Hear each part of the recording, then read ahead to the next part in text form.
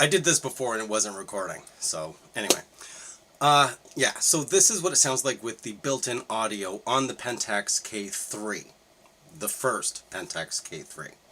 Yes, I will be moving on to the Pentax K3 Mark III. There are some differences in regards to video capabilities between the two cameras, and I'm not talking about one having 4K and the other one not having 4K.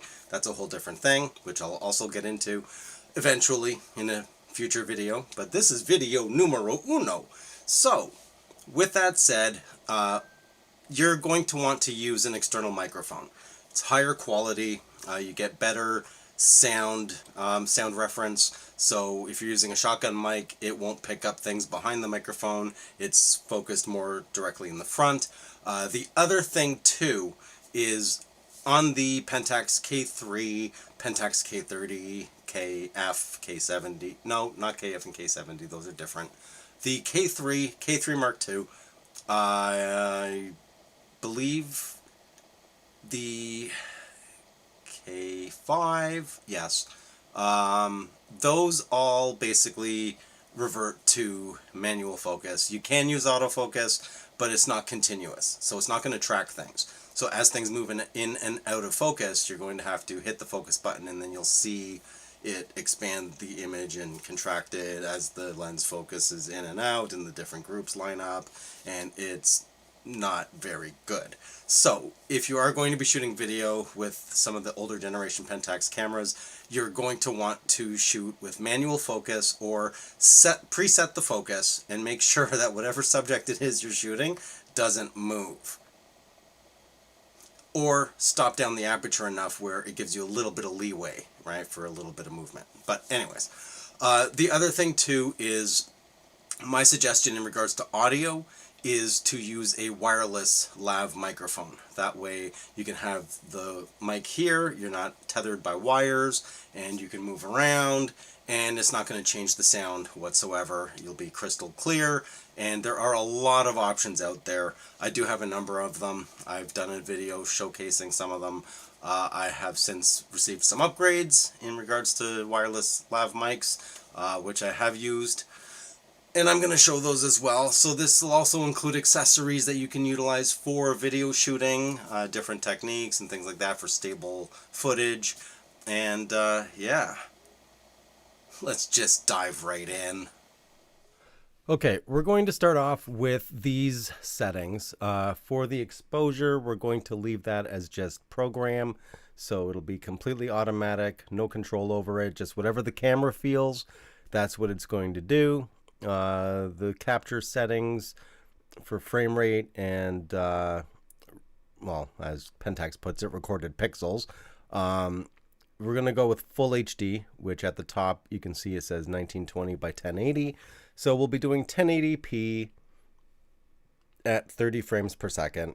In a later video, we'll go over the 60i versus P and all that stuff, and that's when I will bring in the K3 Mark III to show those differences properly. The recorded sound level, we'll leave that as auto gain. We're not going to manually override it, and we'll be starting it off with just the built-in audio on the camera, and we'll leave shake reduction off because it will be mounted onto a tripod for stability, and let's get it. So this is full automatic with the sound coming directly from the Pentax K3 camera. I am using an ND filter just because it is pretty bright out. This exposure might be a little off, but the camera should compensate because everything is in automatic mode. But as you can hear, the audio is picking up everything. Everything from the background, my voice. The quality's not the absolute highest, but I will give it to Pentax. They do have great preamps for when you plug in an external microphone. Sound processing isn't too bad, and I'm trying not to move too much because, as I mentioned before, there is no continuous autofocus, and I'm at 16 millimeters using the HD DA 1650 f2.8 PLM. If you have a tripod, then you already basically have a Steadicam rig. You basically extend the center post if you have a tripod that has an extendable center post to act as a counterbalance, right? And then you get the legs here to just rest right above your shoulders, so you still have a little bit of movement. Then you have your front leg as your hand grip, and then you can move around completely steady.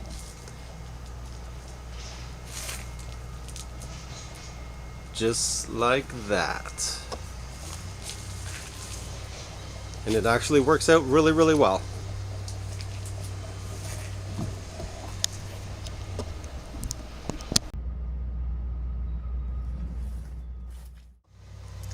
Now, one advantage of using the 1650 f2.8 PLM is the fact that it's a PLM lens. So when you need to reacquire focus, because on these older Pentax cameras there is no continuous autofocus in video, once you hit the rear autofocus button, it's not too shabby in regards to speed. I mean, it's not obviously mirrorless quality, but it's not too bad either. You can get what you need. You just have to plan it out a little bit. See if we can do this while we're still moving.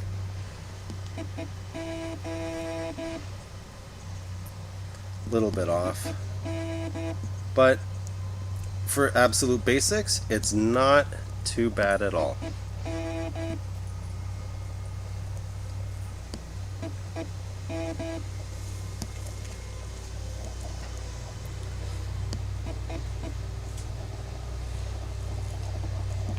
Just come around here.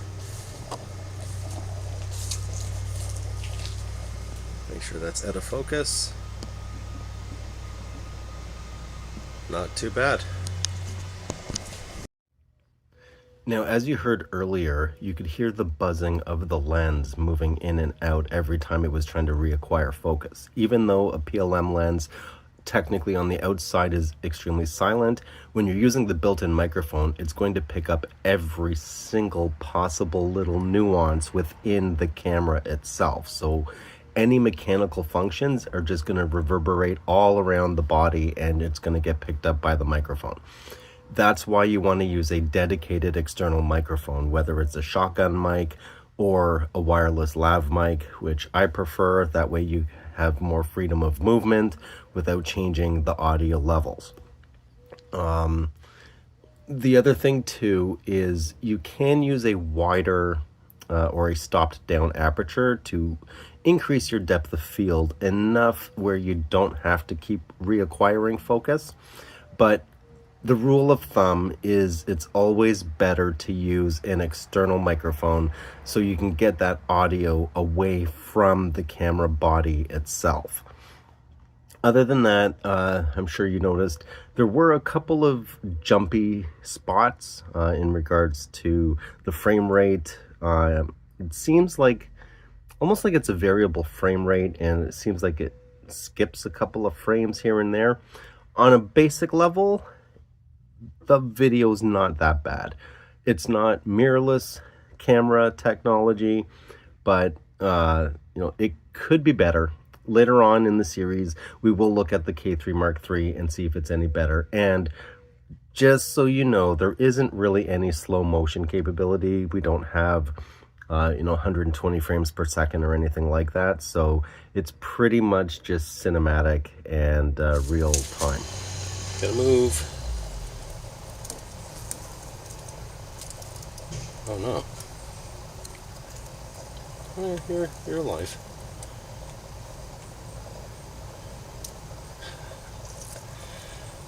Can't stay there because you can't go in the house. Come on, there you go. Okay, so this is the difference the audio makes. Right now you're listening to the built-in audio directly on the camera, no external microphones plugged in whatsoever, and this is what it sounds like. It's okay, but it's not the best. And this is with full auto gain, so there's no control over the volume level. And now I'm going to plug in the Ceramonic microphone and we'll see what the difference is. Okay, so now you're hearing the audio from the Ceramonic wireless lav microphone, and as you can see, I mean, as I move around, go out of frame, come into frame, go out of frame, doesn't matter where I am, the audio is always the same. And again, this is in auto gain mode, so I'm not sure exactly how loud this is going to be. It might be too much because there's gain control on the microphone itself, plus the camera's preamp in automatic mode as well. But you do have full control over the preamp in the camera, so you can adjust to your preference of audio level. Okay, so now this is the Ceramonic microphone, and I've changed the preamp in the Pentax K3 camera to plus 7 dB instead of full auto. So there should be a difference in the sound quality. This should be a lot better than it was before with the complete auto gain. And yeah, so if you are going to be starting off doing video with a Pentax camera, you can get decent footage. You just have to kind of plan it out and get the right equipment to increase the value of what you're shooting.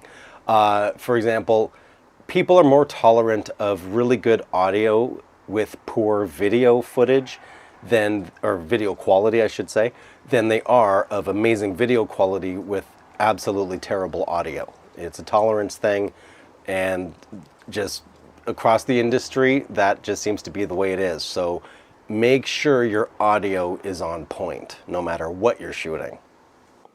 So things you'll need for your video shooting when you're getting started. One is a tripod with a ball head, as I showed. You can use that as a Steadicam rig. It works great. You need an external microphone. It doesn't have to be expensive. It can be some no-name cheap thing, but the audio will be better than what you will get from the built-in microphone on the Pentax camera. And all you need is an idea, plan your shots, and away you go. So this is going to be an interesting journey because I am not a videographer per se. Most times I just grab my phone and shoot my video that way. But the quality of video that you do get from a DSLR is going to be better in regards to creativity than what you'll get with a smartphone. Depth of field differences, things like that. Yeah, so this will be an interesting journey, and I'm glad that you're here for the ride. So let's find out if we can actually have some Pentax pride when it comes to shooting video. That's going to be it. If you like the video, leave a like. If you haven't already, please do subscribe. It always helps out. And yeah, if you have any questions or comments, leave them down below, and I will catch you on the next video. I'm out.